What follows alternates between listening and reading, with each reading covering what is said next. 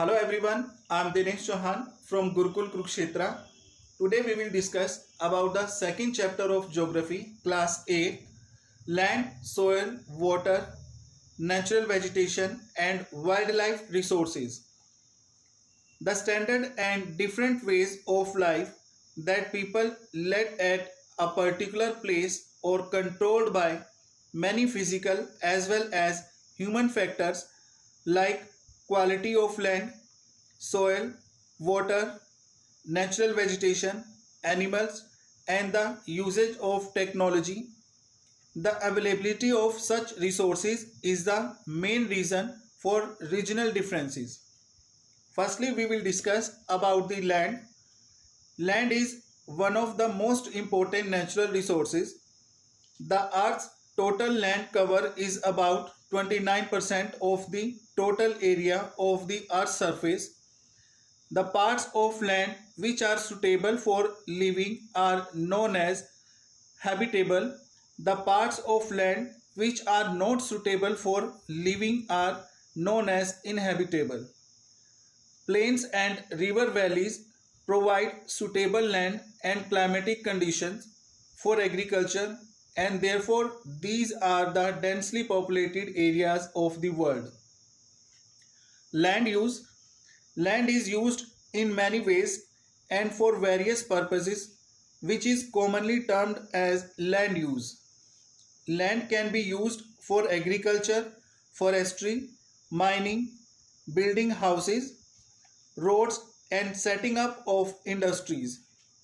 The use of land is determined by physical as well as human factors. The physical factors include topography, soil, climate, minerals, and availability of water. Population and technology are human factors which are also important determinants of land use pattern. On the basis of ownership, land can be classified as private land and community land. Private land, it is owned by individuals or group of individuals, like a house is private land. Community land, it is owned by the society or community for common use, like collection of fodder, fruits, nuts or medicinal herbs. Community lands are also called common property resources. The ever-growing demand of people for land to build up commercial areas, housing complexes in urban areas, and expand the agricultural land in the rural areas reflect the changes in land use as well as in our society. These changes are responsible for the major threats like degradation, landslides, soil erosion, desertification. Next topic is conservation of land resources. The continuous increasing population and their huge demand has led to a large scale destruction of forests and arable land, and also created a fear of losing these natural resources. The present rate of degradation of land resources must be checked. Afforestation and land reclamation, regulated use of chemical pesticides and fertilizers, and checks on overgrazing are some of the common methods which are being used to conserve land resources. Next topic is soil. The thin layer of grainy substance covering the surface of the earth is called soil. It is closely linked to land. Landforms determine the type of soil. Soil is made up of different things like organic matter, minerals, and weathered rocks which are found on the earth's surface. The long process of weathering is responsible for the formation of soil. The right mix of minerals and organic matter make the soil fertile. Factors of soil formation. The nature of the parent rock and climatic factors are the major factor of soil formation. Other factors are the topography, role of organic material, and time taken for the composition of soil formation. All these differ from place to place. Degradation of soil and conservation measures. Soil erosion and depletion are the major threats to the soil as a resource. Both human and natural factors can lead to degradation of soil. Factors which lead to the soil degradations are deforestation, overuse of chemicals, rainwash, floods, overgrazing, fertilizers or pesticides, landslides. Method of soil conservation. Some methods of soil conservation are mulching. The bare ground between plants is covered with a layer of organic matter like straw. It helps to retain soil moisture. Counter barriers. Stones, grass, soil are used to build barriers along counters. Trenches are made in front of the barriers to collect water. Rock dam. Rocks are built up to slow down the flow of water. This prevents gullies and further soil loss. Terrace farming. Broad flat steps or terraces are made on the steep slopes so that flat surfaces are available to grow crops. They reduce surface runoff and soil erosion. Intercropping. Different crops are grown in alternate rows and are sown at different times to protect the soil from rainwash. Counter ploughing. Ploughing parallel to the counters of a hill slope to form a natural barrier for water to flow down the slope. Shelter belts. In the coastal and dry regions, rows of trees are planted to check the wind movement to protect soil cover. Next topic is water. Water is a vital renewable natural resources. It covers 3/4 of the Earth's surface. Earth is called as water planet because it contains large amount of water. Distribution of water on the earth. The oceans cover 2/3 of Earth's surface and support a rich variety of plant and animal life. The ocean water is not fit for human consumption due to its salinity. Fresh water is just about 2.7% of the total water on the earth, whereas 70% of this occurs in the form of ice sheets and glaciers in Antarctica, Greenland, and mountain regions. Due to their location, they are inaccessible. Only 1% of fresh water is available and fit for human use.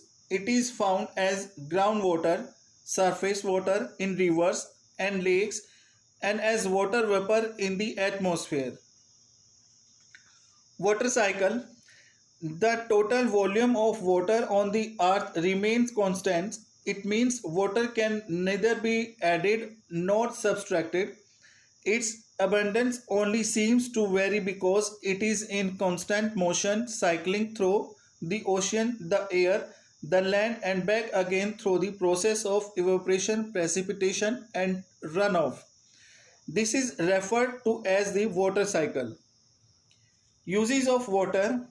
We use water for a lot of purposes like for drinking, washing, in irrigation, for industries, for generating electricity through reservoirs of dams, and so on.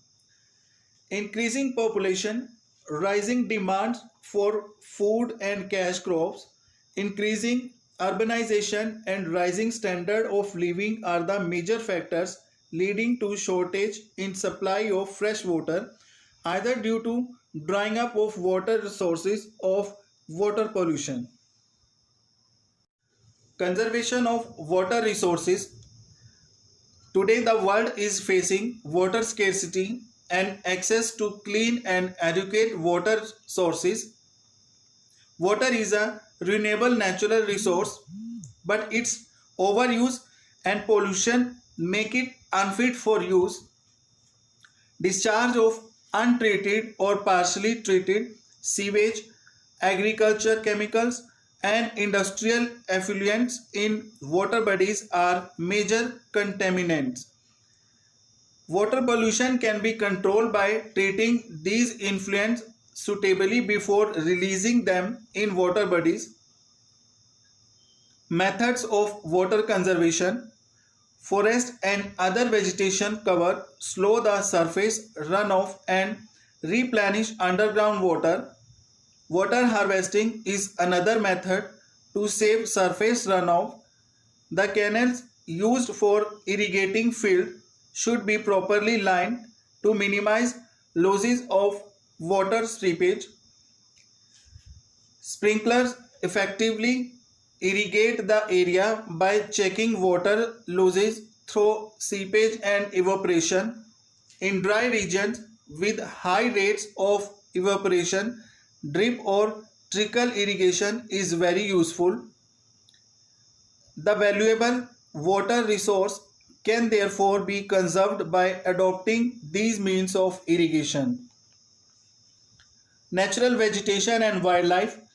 Natural vegetation and wildlife exist only in the narrow zone of contact between the lithosphere, hydrosphere, and atmosphere that we call biosphere. In the biosphere, living beings are interrelated and interdependent on each other for survival. This life supporting system is known as the ecosystem. Plants provide us with a number of products like timber, give shelter to animals, produce oxygen we breathe, protects soils so essential for growing crops, act as shelter belts, help in shortage of underground water, give us fruits, nuts, medicinal plants, paper, and uncountable things. Wildlife. Wildlife includes animals, birds, insects, as well as the aquatic life forms. They provide us a number of products such as milk, meat, and wool. The birds feed on insects and act as decomposers as well. Vulture is known as scavenger and cleanser of the environment by feeding on dead livestock. Distribution of natural vegetation. The growth of vegetation is mainly dependent upon temperature and moisture. The areas of heavy rainfall, huge trees may thrive. The size of trees and their density reduces if the amount of moisture decreases. Types of vegetation. Forest. In the broad term, forests are classified as evergreen and deciduous forest based on when they shed their leaves. Evergreen forests never shed their leaves together in any season of the year. Deciduous forests shed their leaves in a particular season to conserve loss of moisture through transpiration. Grasslands. They are found in the regions of moderate rainfall which also have short stem trees. Scrubs. They are grown in dry areas of low rainfall. In much areas, plants have deep roots and leaves with thorny and waxy surface reduce loss of moisture through transpiration. Tundra. The vegetation of cold polar regions comprises of mosses and lynches. Conservation of natural vegetation and wildlife. Forests are wealth. Plants give shelter to the animals and together they maintain the ecosystem. Due to the changes of climate and human interferences, many species have become vulnerable or endangered, and some are on the verge of extinction, factors affecting natural vegetation and wildlife, deforestation, soil erosion, construction activities, forest fires, tsunami and landslides are some of the human and natural factors which accelerate the process of extinction of these valuable resources. A sharp declining in the number of particular species is the result of poaching and hunting for skins, nails, teeth, horns, as well as the feathers. Protection of natural vegetation and wildlife. National parks, wildlife sanctuaries, biosphere reserves are made to protect our natural vegetation and wildlife. There is a need to encourage awareness programs like social forestry and Van Mahotsav at the regional and community level also. So guys, it's all about this chapter. I hope you understand the content clearly. Thank you and have a nice day.